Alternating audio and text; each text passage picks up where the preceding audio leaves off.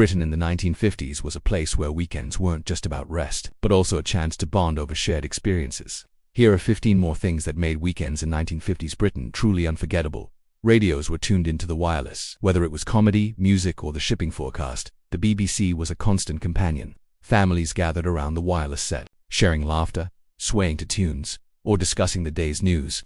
It was a shared experience that connected people across the country. Newsreels brought the world to your doorstep. Every Saturday, newsreels offered a glimpse into current events, from royal milestones to international happenings. These black and white snippets unfolded like mini adventures, leaving audiences both informed and entertained. Morris dancing and village greens came alive with traditional folk dances during village fetes or local celebrations. The rhythmic clapping, the fiddles, and the swirling skirts were not just performances. They were threads connecting generations to their cultural roots.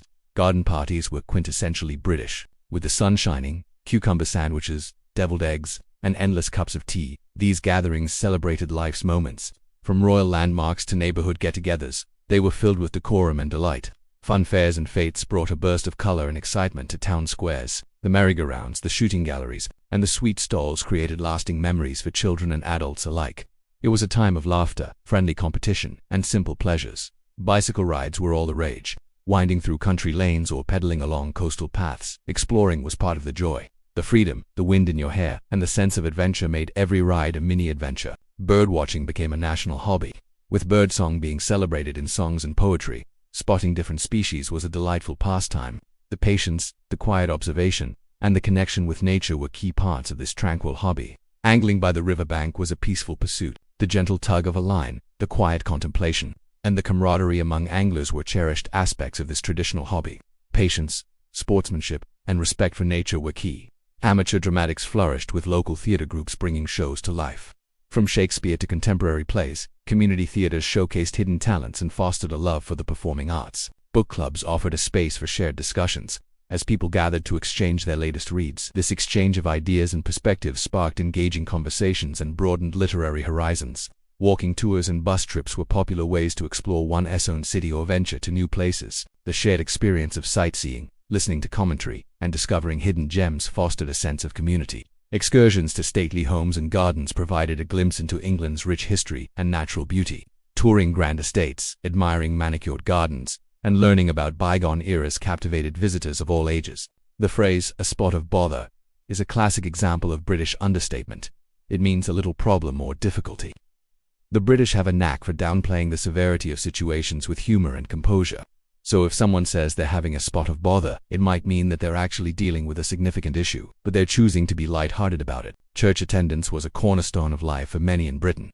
Sunday services played a vital role in shaping the nation's moral and spiritual landscape. The sense of community, the hymns and the sermons were integral to countless lives. The concept of keeping calm and carrying on perfectly encapsulates the British spirit. In the face of challenges, whether it's a long queue, inclement weather, or even major historical events like World War II, the British have a remarkable ability to remain composed and move forward. It's a philosophy that has seen them through some of their toughest times. The British in the 1950s took immense pride in their culture and traditions. Weekends were not just days off, but opportunities to celebrate what made their nation unique. The combination of history, community, and a dash of good humor made every weekend an adventure. For those who stayed in, the radio was the soundtrack of the weekend.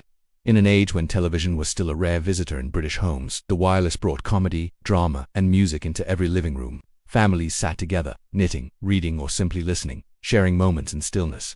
Shopping back then wasn't a rushed affair. Shopkeepers knew your name, your order, and maybe even your children's birthdays. Each shop had its own smell, its own charm, and Saturdays on the high street felt like visiting old friends. For children, weekends meant freedom. Chalk games, hopscotch, British bulldog, and den building in the nearby fields were the order of the day. Muddy knees were badges of honor, and the only rule was to be home before dark. Sunday mornings often began with the soft toll of church bells. Attending service wasn't just about faith. It was a weekly anchor, a chance to greet neighbors and share in the life of the community. Then came the Sunday roast, the crown jewel of the weekend. Roast beef, Yorkshire pudding, vegetables, and rich gravy brought families together around the table. No mobile phones, no television, just food, laughter, and togetherness. Afternoons were for family visits. Grandparents, aunts, uncles, endless cups of tea, tins of biscuits, and children playing in the garden while adults shared the week's news and gossip. But not everyone rested. Shop workers, bus drivers, and milkmen kept the country moving quietly in the background. Their work made other people's weekends possible. By law, almost everything closed on Sundays. The streets were calm, children played in gardens and neighbors waved from across their fences. It was a collective pause, a calm you could feel.